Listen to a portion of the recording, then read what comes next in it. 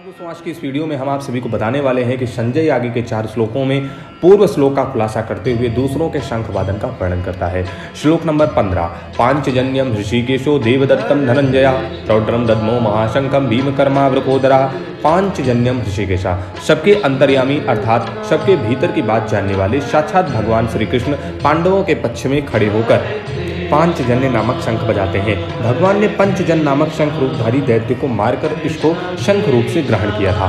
देवदत्तम धनंजय, रुद्राक्षूय यज्ञ के समय अर्जुन ने बहुत से राजाओं को जीतकर अधिक धन इकट्ठा किया था। इस कारण अर्जुन का नाम धनंजय पड़ गया था। प्रौद्रम दद्मो महाशंखम भीमकर्मा वृकोदरा, हिडिंबासुर बकासुर जटासुर आदि असुरों कीचक जरासंध और बलवान वीरों को मारने के कारण भीमसेन का नाम भीमकर्मा पड़ गया था और इसीलिए उन्होंने भीमकर्मा ने वृकोदर भीमसेन बहुत बड़ा आकार वाला प्रौढ़ नामक शंख बजाया। श्लोक नंबर 16। अनंत विजयम राजा कुंती पुत्रो युधिष्ठिरा नकुलः सहदेवश्च सुगोमा मणिपुष्पकौ।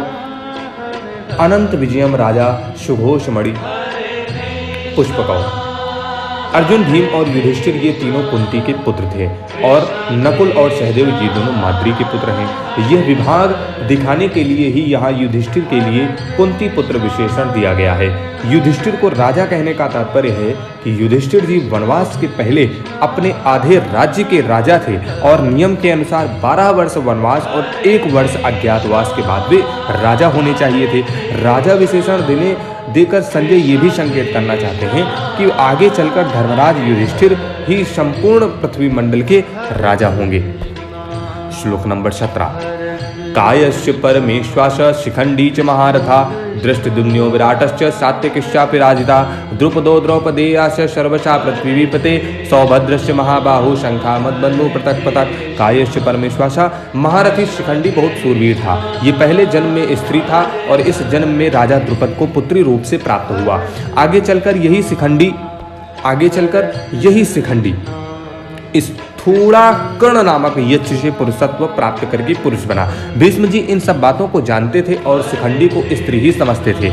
इस कारण वे इस बार बाण नहीं चलाते थे। अर्जुन ने युद्ध के समय इसी को आगे करके भीष्म जी पर बाण चलाए और उसको रथ से नीचे गिरा दिया। अर्जुन का पुत्र अभिमन्यु बहुत सूरवीर था। युद्ध के समय इसने द्रोण निर्मित चक्रव्यूह में घुसकर अपने पराक्रम से बहुत से वीरों का संहार किया था।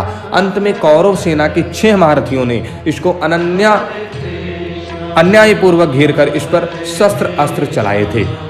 श्लोक नंबर 19। न घोषोधार ताराष्ट्राम हृदयानि व्यादरयत नभस्य पृथ्वीं चैव तुमुलो विनुनादयन। पांडव सेना की वह शंख ध्वनि इतनी विशाल, गहरी, ऊंची और भयंकर हुई कि उस प्रतिध्वनि से पृथ्वी और आकाश के बीच का भाग गूंज उठा। उस शब्द से अन्यायपूर्वक राज्य को हड़पने वालों के और उनको सहायता करने के लिए खड़े हुए राजाओं ने क्या किया कि उसके पक्ष में विदीर्ण हो गए। तात्पर्य कि हृदय को किसी अस्त्र शस्त्र से विदीर्ण करने से जैसी पीड़ा होती है वैसी ही पीड़ा उसके हृदय में शंख ध्वनि से हो गई। उस शंख ध्वनि से कौरव सेना के हृदय में युद्ध का जो उत्साह था, बल था, उसको कमजोर बना दिया, जिससे उनके हृदय में पांडव सेना का भय उत्पन्न हो गया। संजय ये बातें धृतराष्ट्र को सुना रहे हैं। धृतराष्ट्र के सामने ही संजय का धृतराष्ट्र के पुत्रों अथवा संबंधियों के हृदय विदीर्ण कर दिए, ऐसा कहना सभ्यतापूर्ण और युक्ति संगत नहीं मालूम देता है। इसलिए संजय को धार्त राष्ट्रा प्रणाम न कहकर तावकी नाम आपके पुत्रों अथवा संबंधियों के ऐसा कहना चाहिए था, क्योंकि ऐसा कहना ही सभ्यता है। इस दृष्टि से यहाँ धार्त राष्ट्र नाम पद का अर्थ है जिसको अन्यायपूर्वक राज्य को धारण किया। ऐसा लेना युक्ति संगत तथा सभ्यतापूर्ण मालूम देता है। यह शंका होती है कि कौरवों के 11 अक्षौहिणी सेना के शंख आदि बाजे बजे तो उसके शब्द का पांडव सेना पर कुछ भी असर नहीं हुआ, पर पांडवों के 7 अक्षौहिणी सेना के शंख बजे तो उनके शब्द से कौरव सेना के हृदय विदीर्ण हो गए।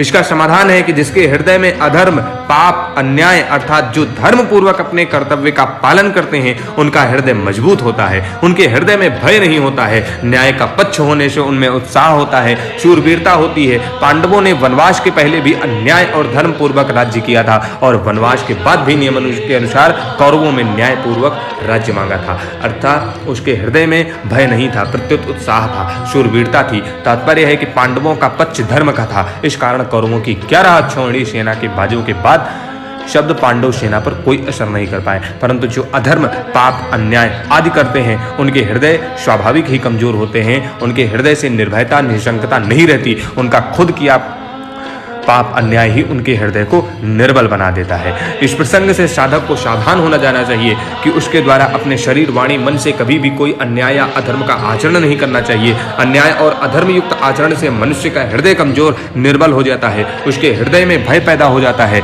निर्बल उदाहरणार्थ लंकाधिपति रावण ने त्रिलोकी डरती थी, लंकाधिपति रावण से त्रिलोकी डरती थी। वही रावण जब सीता जी का हरण करने जाता है तब भयभीत होकर इधर उधर देखता है। इसलिए साधक को चाहिए कि वह अन्याय, अधर्म युक्त आचरण कभी ना करे।